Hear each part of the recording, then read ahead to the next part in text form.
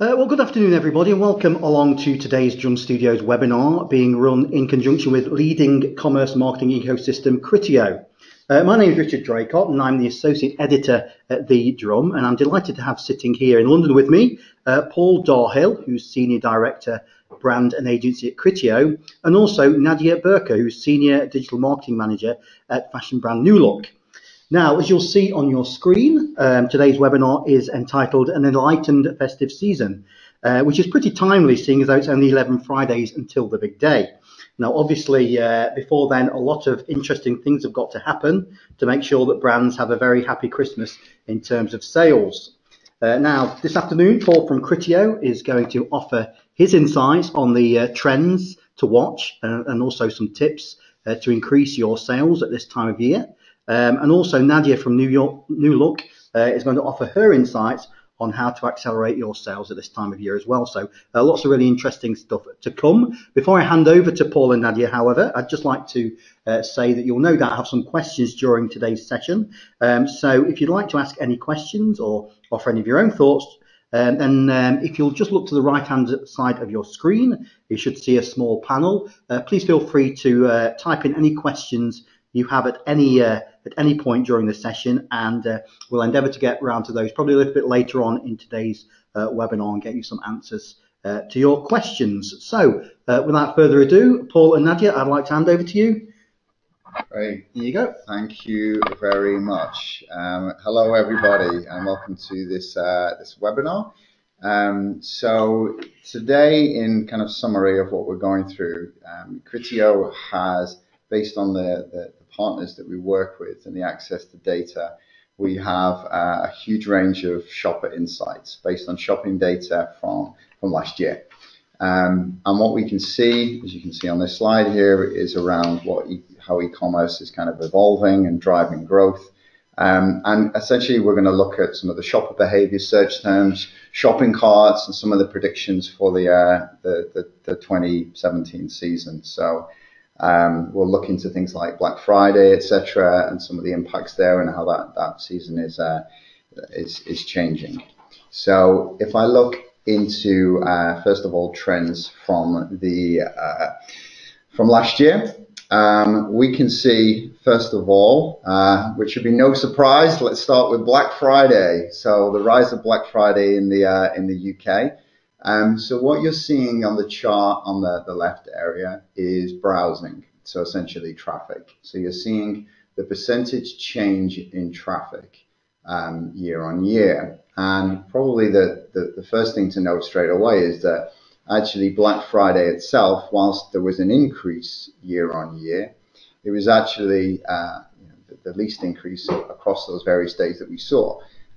When you think of revenue, it was still, sizable, so 10% increase in actually revenue generated on Black Friday. But browsing is definitely occurring earlier and earlier.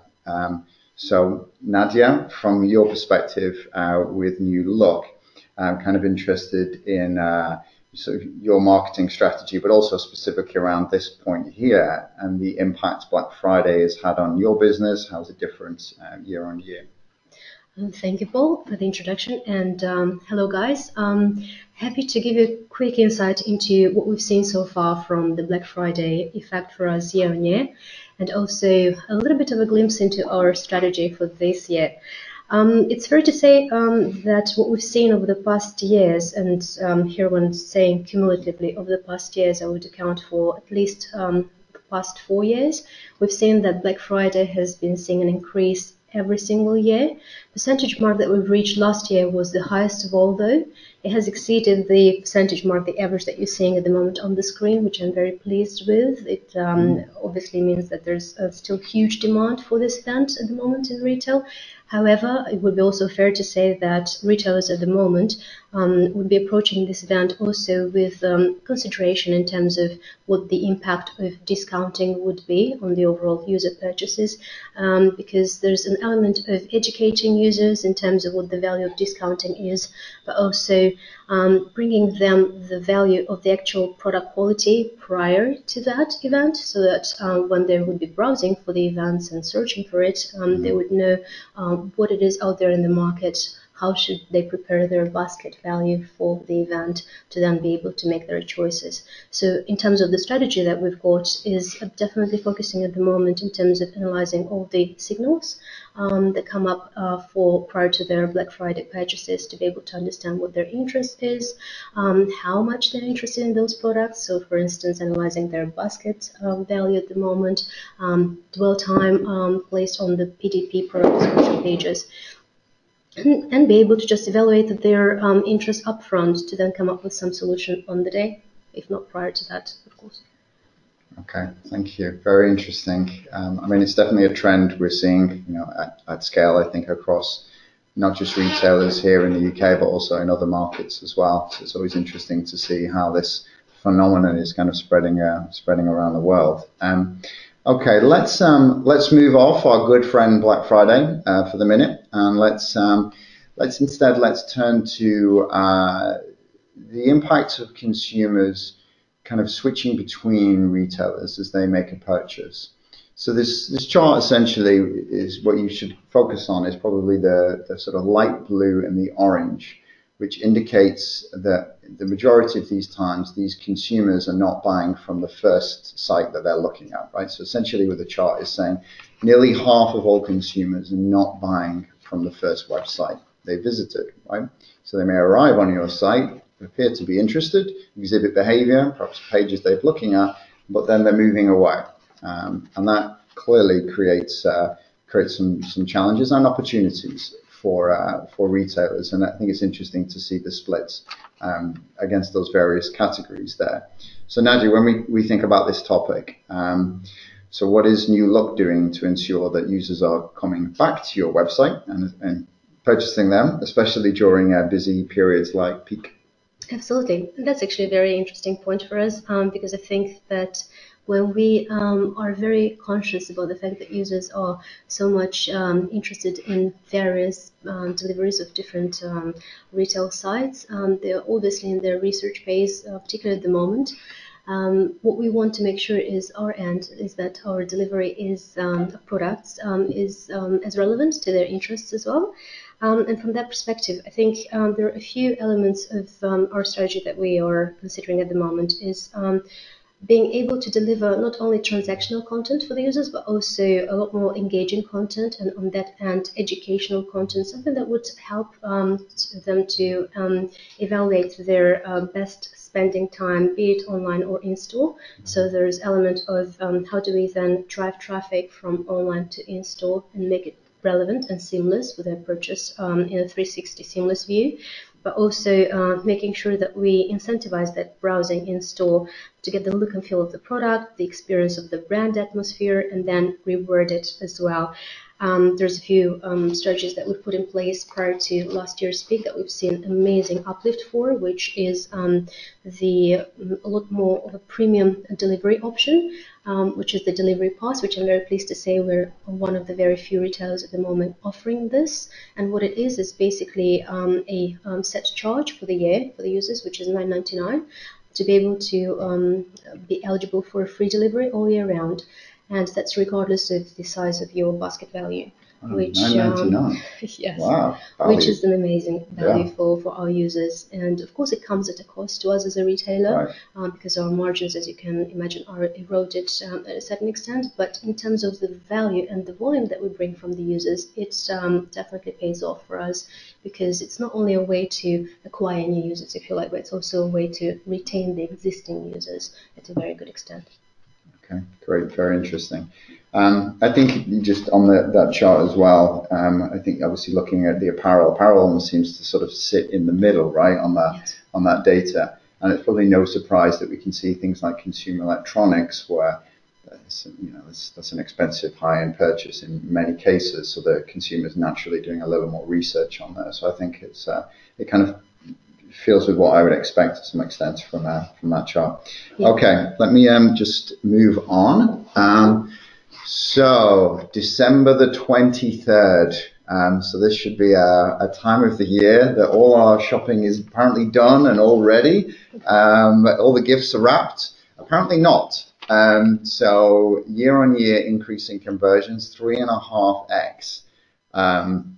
So kind of what's driving that? I think, our friends over at Amazon are having an impact here, right? With consumers changing expectations around delivery times. And I think many other retailers, some of our partners, Argos, for example, and yourselves, in enabling consumers to actually be able to purchase closer and closer to Christmas, right? And that's kind of what we're seeing here. I guess my point on this was that it's just, it seems to be increasing more and more, and it's something that I know, and that's not just me as a guy that is waiting till the last minute to make my purchases. That's a kind of an interesting point that we're seeing there. And I think when I think about Christmas Day, and we analyze the data that we see, I mean, as I said, we're seeing a huge amount of data that's rolling in here. And we can analyze, by device, right? So what you're essentially seeing on this chart is the impact of conversions coming from mobile. So we've shifted from the 23rd of December onto the 25th now, and what we're seeing here is it's all about mobile on this day. So just reading through some of these stats on here, because I think it's worth it. So over half of the shoppers in the UK buying items for themselves on their phones on Christmas. We've got some thoughts on that on the next chart. Nearly 2/3 of online purchases are made using a smartphone, with only 28% are buying on a desktop. And it kind of makes sense when you think about yourself on Christmas Day. Are you going to really be sitting in front of the laptop, or actually just going to be kind of flicking through things on your phone? So I guess here this is an opportunity for us to talk about cross-device. So do you see cross-device, Nadia, as a challenge or an opportunity? And how have you within New Look addressed it? Sure. In terms of cross-device, I would definitely say it's an opportunity. However, there's a caveat here. Being an opportunity also requires you as a retailer to have a very good capacity of digesting your data. And on the end, what I would say is, given that the data needs to be matched across different devices, it's a way of understanding how this purchase would have happened in time, especially when you're considering the Christmas Day, when this immediacy effect comes in line very much upfront, meaning that users are utilizing their mobile phone. It's a see now, purchase now effect. So they want to be able to make use of their phones straight away. Mm-hmm. There's also an element of making sure that if your stock is almost running out online, you need to make sure that that user is having the opportunity of purchasing that same product in store. Right. If location-wise they're in proximity to a particular store, so right. That's very relevant for the high street and bricks and mortar retailers such as us. We're able to put that stock availability in front of them, utilizing various digital marketing tools such as the search ads, or in our case as well, dynamic marketing ads, to make sure that it's very personalized as well as an experience for them. So I'd say definitely being listenable, catering for users' interests on the go. That would be the recipe here. Okay. In terms of, so I don't know if you've got anything to add around, tracking consumers' journey across those channels. You mentioned some of the methods that you're using there. Yes. Yeah. But one of them, actually, to just complete this view, would be utilizing the data coming from the digital receipts, which, right. According to the internet retailing, over 50% of retailers are now able to offer to users. However, it's one thing to offer. The second thing is to be able to digest that data, to be able to then inform your marketing decisions as well as e-commerce decisions, to then serve the right products in front of the right shoppers. Really interesting. So 50% of people are offering to give their, when asked, I guess, right, yes. Are giving their email addresses for the receipts, but then the challenge becomes in how do you ingest that data and Absolutely. How do you use that data? Yeah. Okay, that sounds like an opportunity there for us, for our listeners. So let's move off that and let's move to this next thought. And I think this really plays into that idea of what people are doing on their mobile phones on Christmas Day, which is, let's not forget, a lot of people have probably been given a gift card. So people are making use of those. As I can see, a New Look gift card in the middle there as well, so don't forget about those. Okay, this is an interesting chart, which is around the importance of Monday. So when we look again holistically at all the data that we're seeing, we definitely see Monday as being a key day where we're seeing these kind of sales spikes on that particular day. I'm just wondering if that's something that you see reflected as well, Nadia, in you look on that particular day. Yes, absolutely. And from that perspective, what we want to make sure is that we've got a very good area of delivery options for the users to choose from. And that being said, we offer both next day delivery over a certain time frame, such as over up until 7 p.m. If you qualify for it as a holder of delivery pass, you can have it for free. Or if you are interested in next day evening delivery, which would be particularly relevant for the actual Christmas day, so you can get it just prior or in very close proximity to when you actually need it on Christmas Day. That means that we offer that as well as an option, and that is up until 10 p.m. And also as a delivery pass holder, you qualify for that for free. Or otherwise, to help incentivize the larger baskets, which we also have as a strategy, just for users' convenience more so. It's also making sure that they have that as a free option when the basket value is over £100. Okay, thank you. I mean, I think that as well, I think this makes sense when you think about at this period, people are visiting family and friends quite a lot as well. So the weekends where you may be shopping, actually, you've got I need to go and see the relatives. Not that any of them are listening, but I love visiting you. So anyway, let's move off of that one. This one, I think I'd be interested in your opinion on this, because there's kind of a new term in here. Showrooming, I think, is relatively well understood, which is the idea that you're kind of in a physical store, touching the products, etc. But then you actually reference something online and you buy it online, perhaps for convenience or price or some other reason. And then web rooming is a kind of newer idea that perhaps not as many people who are listening might be as familiar with, which is the idea of kind of going online, doing all your research, right? Flicking between sites, looking at exactly what it is, and then going in store to buy.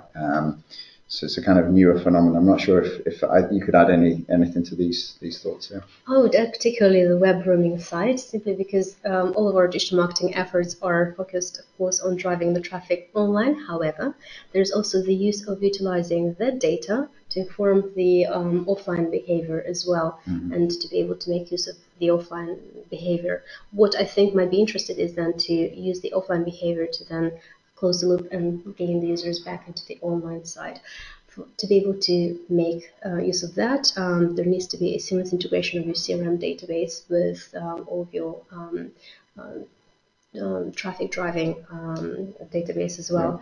And that also requires your omnichannel data matching on that perspective, which is a huge exercise. We are working on that at the moment, but just to give a perspective on the size of the project, it's absolutely huge.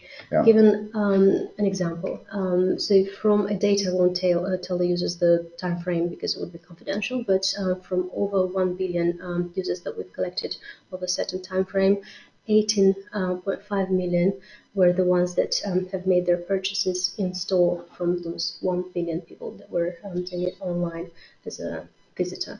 So you can imagine what these are some huge numbers, Nadia.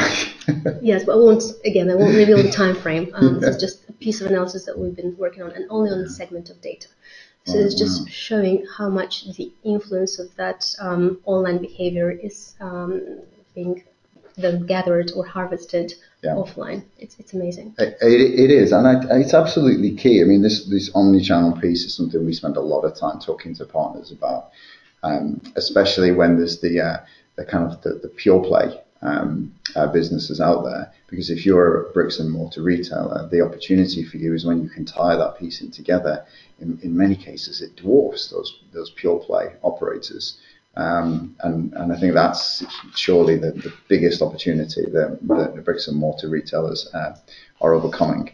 Well, that brings us nicely onto omnichannel. So this chart here, so it looks a little complicated initially, but it's actually relatively straightforward. You want to focus on the orange and the purple elements to here. So down the left-hand side is a variety of different ways you may be engaging in omnichannel, right? You can see some examples: make purchases online after seeing the product at a retail store, browse, etc. So there's a variety of different options, and what you can really see across the board is that this idea of each occasion of different types of engaging online and offline is very, very common across all those different areas there. So in terms of we've talked about the kind of some interesting areas around omnichannel. So why should brands be planning their omnichannel strategy now? And I think we've touched on this, but in relation to the festive period, why do you think it's important for people to be thinking Sure. about that? I think the short answer would lie in mobile. Right. Simply because I think most of the retailers would have seen that the majority of their traffic at the moment comes from mobile. For us, it's at the moment 78%, and we've been able to realize that 75% of that mobile traffic actually brings value for the offline purchases. So if you consider 78% of all your purchases are made on mobile, and then 75% of those mobile purchases drive value for your offline sales, it just is amazing in terms of the influence that you can make with your mobile visibility. Yeah. But then closing the loop backwards and being able to enable those mobile shoppers to make their purchases while being in store. We've got a point on that chart as well, because some people would want to have that convenience. Yeah. In that line, what comes of interest is the stock availability. Absolutely. When Right. you are in store, now to be able to make that a seamless experience, you need to make sure that that one user sees the product available online as much as it is offline. If he is not able to find the right size, for instance, or the right color, so it's being that flexible at the user level. Yeah, it's funny you should say. I've actually been in stores where the assistant looks on the website, consumer site, to check the stock, and you think, I think that's a good thing, but at the same time, it doesn't feel very sophisticated. But I suppose it is hugely sophisticated if you can enable that kind of technology. That's actually the best data that you're going to get. So that's pretty cool. Okay, so let's just move off that for a minute into, I guess, one of the a real favorite part, which is around, let's not forget about the high street, right? So this is about, so at this point here, it's about thinking, well, consumers still really love physical shopping, right? They really love visiting physical stores, and it can be a kind of experience, and there can be an event, right? When there's a new store opening, there's plenty of examples we can think where the store is almost the brand, right? The actual physical store, and how that's sort of changing. And we talked about this, the fact that maybe I don't know if I'm the demographic, but I remember when New Look opened on Oxford Street, and had this huge staircase going up, but it was even before it became New Look. I was like, what is this that they're building in there? So it becomes kind of an event that in itself can kind of attract attention. So how important is experiential retail, Nadia, to the overall customer experience? Very important. In fact, what I would say at the moment, I think many of our users would actually or find this something that they might agree with, is the fact that we're actually not living in a service economy at the moment. It's more of an experiential economy, in which case users such as the new generation Z, or the millennials, as we tend to call them, the under 35s, they tend to ask for more added value from retailers, because obviously the loyalty at the moment is an issue with them. Being faced with such a big choice out there, it's a matter of how do you make your preference towards a particular brand when product choices are similar, let's put it that, in a time frame of different product segments. So to be able to be relevant, but also help not just with transactional intent, but also engagement intent. Yeah. What we are developing, and we also announced that in press just recently, is the fact that our flagship store will pioneer an experiential technique, if you like, and on that end we will be able to increase the dwell time, but also cater for the higher engagement. How? That's basically based on the new introduction mid-November of our experiential hair salon and makeup bar, which also would have an embroidery station where users would be able to personalize their denim purchases. So it's that added value, if you like, that's a little bit more of a celebrity look and feel for users who want that a little bit more from just shopping for products in store. Wow. So it becomes like an experience in itself. That's fun, right? It's yes. Kind of like it should be fun. I can imagine, yeah. I can imagine my teenage daughter loving this. Okay, that was really interesting. Thank you for that insight. Now, in line with the Christmas festive feel of this particular webinar, rather than the 12 days of Christmas, we're now going to go through the 12 tips to enlighten this festive season. So this is, I hope everyone's ready and has got their pens out to make note of all these very insightful in tips. So the first one on here, and I think there's a kind of broad mix here. So you've got some tips that are going to be useful from a retailer perspective, some from a brand and agency perspective, but I think overall this hopefully is relatively useful. So this one is around having an always-on strategy, and I think this is definitely focusing on, I think, retailer to some extent here, which is we've seen that the browsing behavior is starting earlier and earlier. There was even a survey, which is not represented on this particular chart, which was released in June, which said that 1/5 of shoppers had already made a purchase for their festive season. That's definitely my mom in that group. She has this cupboard full of this kind of stuff. Oh, what is this in here? She already planned ahead. Thanks, Mom. So the dynamic retargeting piece, sponsored products, which we'll touch on a little bit later. But definitely that kind of pre-planning, and I guess that's the main message we're trying to get across on this particular chart. Moving on to sponsored products. Again, this is something where retailers can look at some of the learnings from the likes of Amazon, where Amazon's kept prices low as their media sales group generates so much profitable revenue, but they're also increasing shopper engagement, right? And kind of learning from that playbook to generate incremental revenue of your own, which is one of the products that we have, which is sponsored products, which essentially is kind of like on-site search, which is a couple of examples that you're looking at right there. So it's something to consider. Measuring beyond the click, and I think this is I say this is especially for retailers, is kind of thinking about your goals, right? So thinking about your goals as you move further and further towards this festive season, especially in periods of time with this discounting. So think actually about margin, right? Is it just about sales and revenue, or is it about margin, or is it share of shelf? Lots of shows in that one. So those are kind of metrics that you could actually optimize towards, which can be an interesting approach strategically. So this is now coming to from the brand's perspective. So I mentioned before about the Criteo sponsored products, right, which was the on-site search piece. And this is interesting in that we actually did a kind of study, which was similar to, if people are familiar who's listening, things like Clavis, Brand View, which will analyze, where a brand's position is on a particular retail site and say, am I on page 1? Am I on page 2? Whereabouts am I on the page? So we undertook a similar study, which was analyzing an advertiser. This is a brand, and the position that they were on pre-campaign. So what was their organic ranking, right? Whereabouts were they? Predominantly, because I know that it sort of moves around.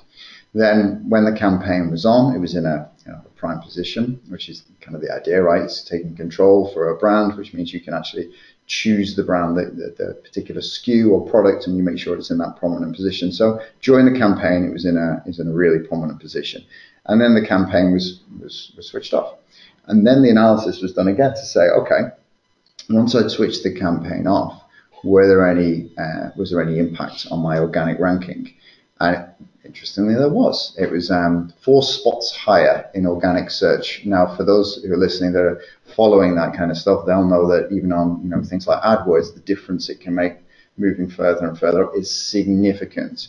And, this is an interesting topic, and it's something that comes up a lot, which is, how are retailers organizing their algorithm? How are they organizing their search rankings?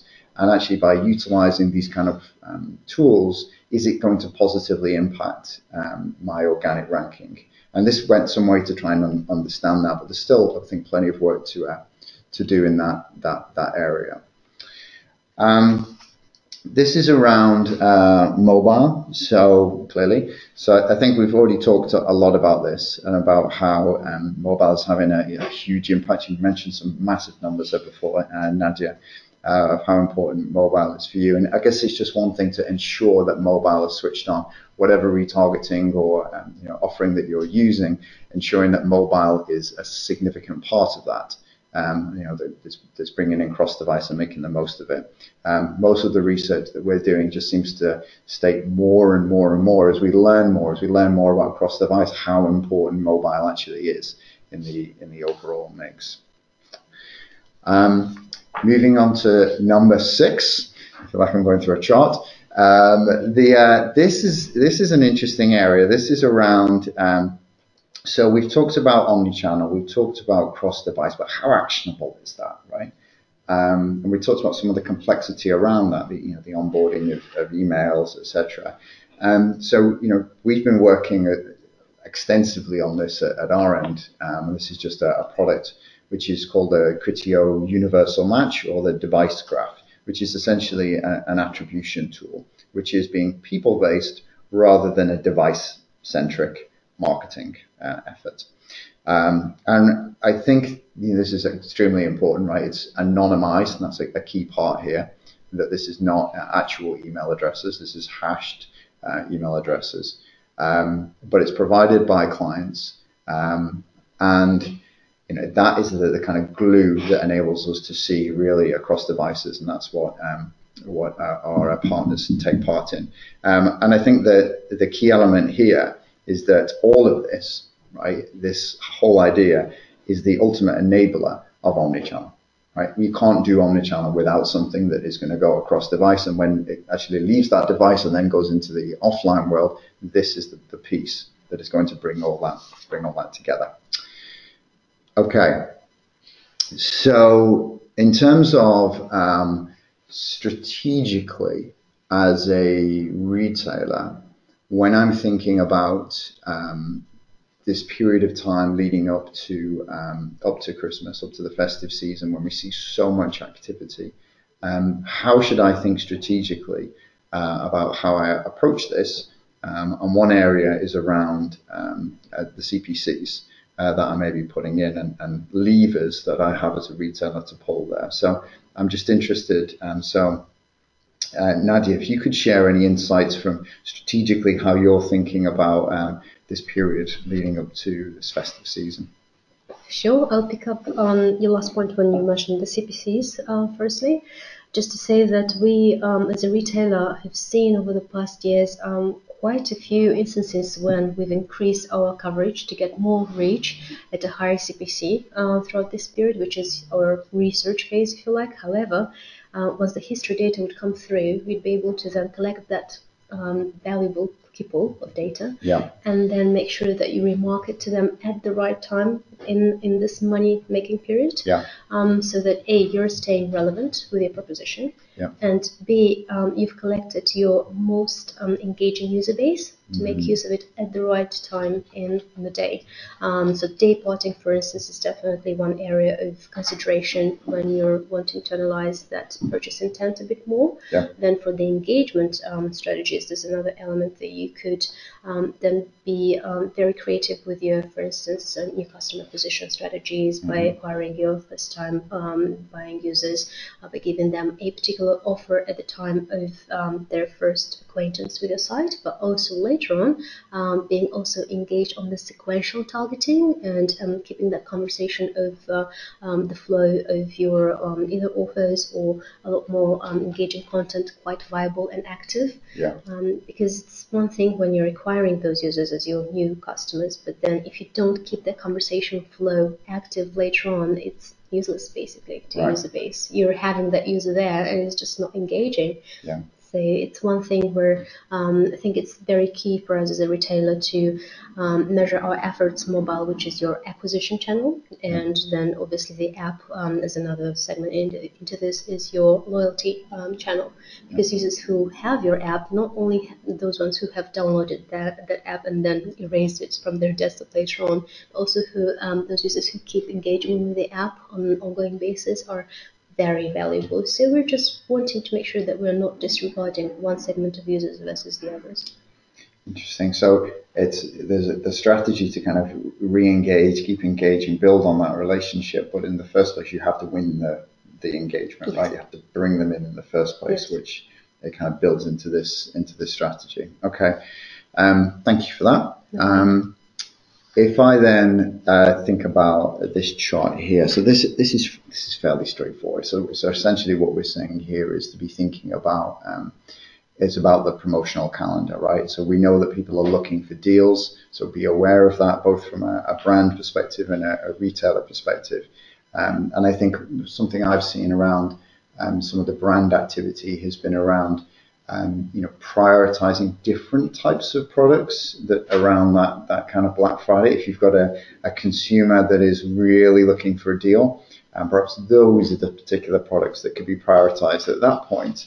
And then you can kind of perhaps pull back from that a little bit after that period is died down. So I think it's just thinking specifically around the promotional calendars that are going to be there and making sure that the right kind of products are in place. So this point here is around keywords. So this in some way, this is for our brand friends out there. And this specific example is around toys. So there are different ways that you can approach this. There is, I guess, a more broader approach, which would be on the left-hand side, which is around more generic terms. There are brand terms, and there is browse. And I think that the point we're making here is it's not to forget any of those, right? A lot of time we're focusing on the middle one, which is, am I winning at my own brand term or making sure that it's protected, for example, or the importance of the more generic terms, so dolls being an example there, and how many different brands may be fighting over that particular term. And then not also forgetting the fact that some people are just going to browse naturally in there, making sure that you have a solution which is you're still being covered off and have prominent position in all those three different scenarios.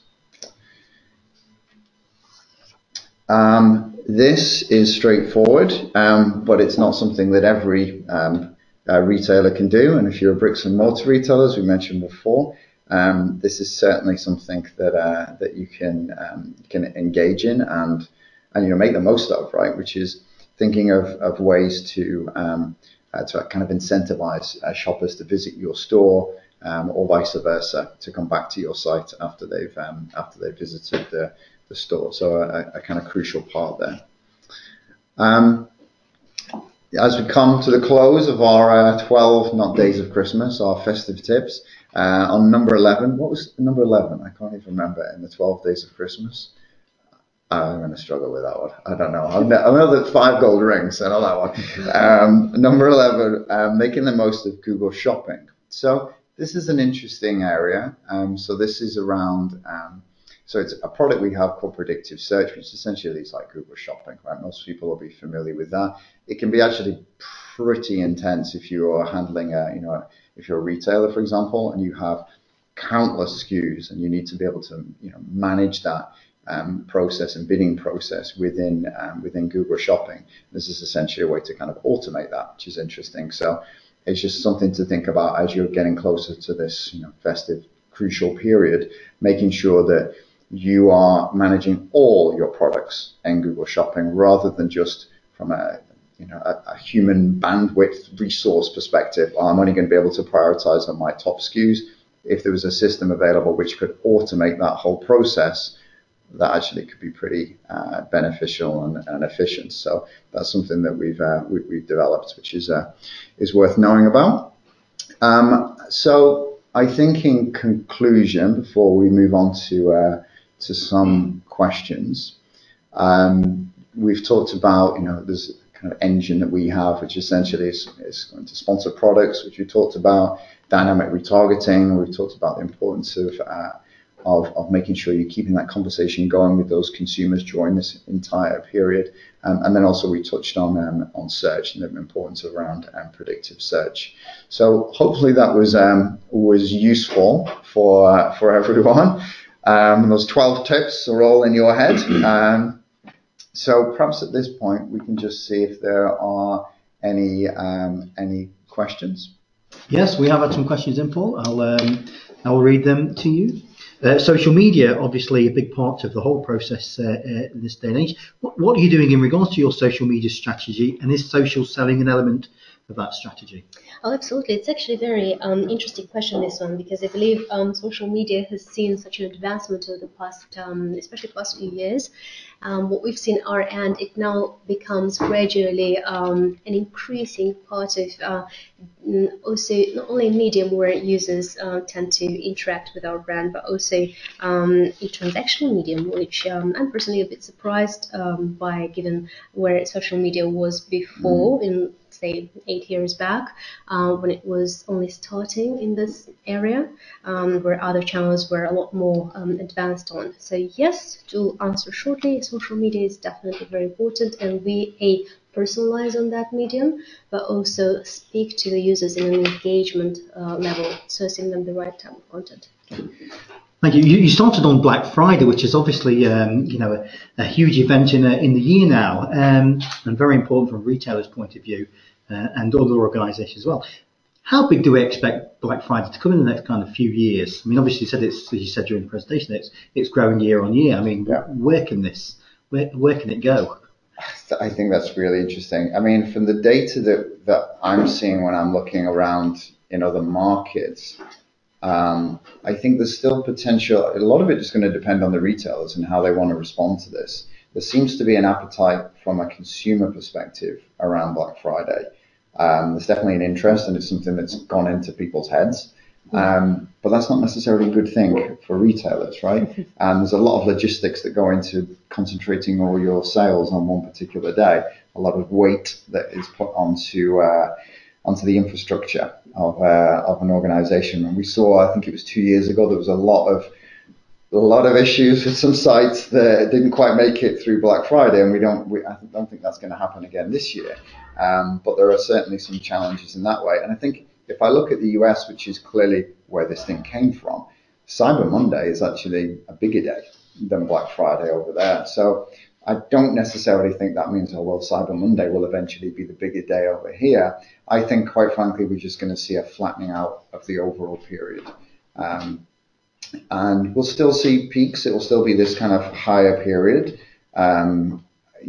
Naturally, there's more shopping happening around that time. But I think at this stage, the 2 weeks before Black Friday, I think this is the story. I think now people are realizing that the same deals that you're seeing on Black Friday are often available in those 2 weeks. And by the time Black Friday comes, most sites, it's the same things that I've seen anyway. Yes, people make their purchases, but I'm not sure how many huge surprises there are even today on Black Friday versus some of those other days. I don't know if you would add anything to that, Nadia. Yes, it's actually an interesting point you're making, because like we were saying previously, I think at the beginning of the webinar when we were discussing the value of discounting in retail, because there's one thing I think any retailer wants to avoid these days is increasing that element in the mindset of users of being a regular discounter, which you want to a little bit move away from. You want to educate the user to think that there's actually a value in that product purchase. So it's not necessarily needing to be discounted often. More so, would rather invest in experience of the overall purchase, how you make that relevancy to the user, how you help them make their baskets a lot more enticing from a perspective of collective purchases, for instance, when they want to make a family purchase, or things like that. Okay, cool. Thank you very much.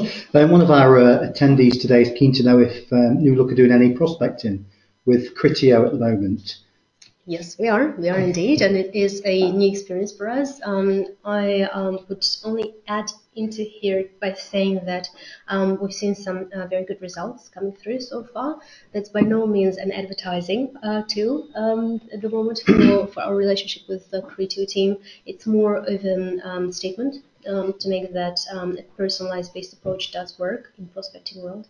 Okay, thank you very much. Yeah. And also another question, what are you doing after the holidays to capitalise on the festive season traction that you get? Do you have a post-holiday strategy in place?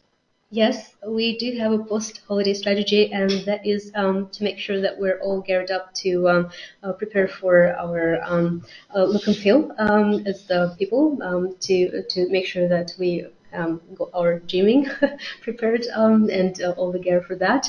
Yeah, of course. Yeah. It's just making sure that we are still feeling in a good mood, not just to purchase still on the same floor, because you can't expect users to still hit their highest volume of search purchases later on, but also just be fun with users in terms of what you have to offer, what engaging pros you have, such as how to keep yourself fit just after Christmas, which is not a transactional product. It's a just an engaging content that you can see it in your emails or other social sites and so on. Okay, thank you very much. Question in from Darren. How would you sum up Criteo's strengths in improving success for brands' Christmas marketing? I think it's being able to get your tactical approaches in a lot more when it comes to that purchase funnel that the previous user was asking about, making sure that there's a good balance between retargeting and prospecting of your marketing strategies, simply because you need to understand where the prospecting side comes more in the weight of those marketing efforts versus retargeting efforts. Because it's one area where attribution, for instance, would come in place quite a lot by informing you where that type of strategy or that type of tactic is more important to your user base. You don't want to, essentially, as a retailer, or not just a retailer, but any client or advertiser, you don't want to overpay for something that you would have acquired for free or for a lower amount. That's hence the retargeting side. But retargeting is absolutely incrementally quintessential for you as well. It's just a matter of how you tactically approach the two. Yeah. And on the retargeting subject, Paul, one for you. How do you approach dynamic retargeting without becoming a spammer? A spammer. Spam. It's got lots It had of to make an blame appearance at some for. point into the S word. Yeah, I mean, I think we were just touching on it then, like with the importance around dynamic retargeting. I think ultimately knowing that systems these days are optimized and working towards conversions. And if you think, I mean, I can only talk to our technology, which is ultimately bought on a CPC, which most people are aware of. But obviously, we buy the impressions on a CPM. Yeah. So if all we're aiming to do is drive lots of clicks, first of all, we have to pay for a lot of impressions. And then if those clicks are not resulting in conversions, then Nadia here is not going to be very happy with us. So I think it's kind of inbuilt in the system, really, is to limit wherever possible as much as you can the amount of impressions that you're going to serve, because we have to pay for them. It's kind of the burden that our business essentially takes on that. But thank you for that question, whoever that was. It was anonymous. Nadia, just in light of the work you do with Criteo, could you give us some insight? You probably don't want to give us the exact figures, but ballpark kind of ROI. What kind of ROI are you seeing with the work that you're doing? Can I just ask in terms of the uplift? Yeah, go for that. Rather than actuals. Say, from our perspective, well, I think it would be fair to say that we as a business are becoming more ambitious and more ambitious from the results that we're seeing with the Criteo team. And it comes from the actual, I'd say, strong results that we've seen over the past years since we've been working tightly together. It would be fair to say as well that in terms of the uplift of the actual scale, revenue-wise, not traffic-wise. Traffic-wise is a separate segment, and we could touch upon that later on, no problem. But revenue-wise, we've seen an incredible increase year on year. And last year, in particular, to give some numbers, it was close to 30%. Okay, fantastic, great. Thank you. And we started on Black Friday, so shall we finish on Black Friday? Last year, a lot of retailers started their Black Friday promotions very early. Do you think this is a trend that will continue this year? I think you might find the market quite sporadic in their approach, simply because A, they want to test the intent in the market. B, they might not want to put all their ads into the Black Friday basket, simply because it might turn out that actually quite a lot of volume, as you were previously saying, Paul, would come just prior to Black Friday, and these 2 weeks would be quite creatively interesting, I think. So I think it would be not necessarily a mainstream approach, but rather a bit more sporadic. Yeah, okay. Thank you very much. I think that's it. I think we've exhausted you two, and I think we've exhausted the attendees as well. So I'd just like to say a big thank you, Paul and Nadia, for being here with us today. Some really, really interesting insights and tips and predictions there during the presentation, which was fantastic. So thank you very much. The webinar has been recorded, so to anybody who has attended today, we will make sure you get a recording of today's session so you can burn up on any of those 12 tips that Paul was going through. That's pretty much it from us here today, so thanks for attending. We hope you'll attend another Drum webinar very soon, and we wish you all the very best for the forthcoming festive period. Goodbye, thank you.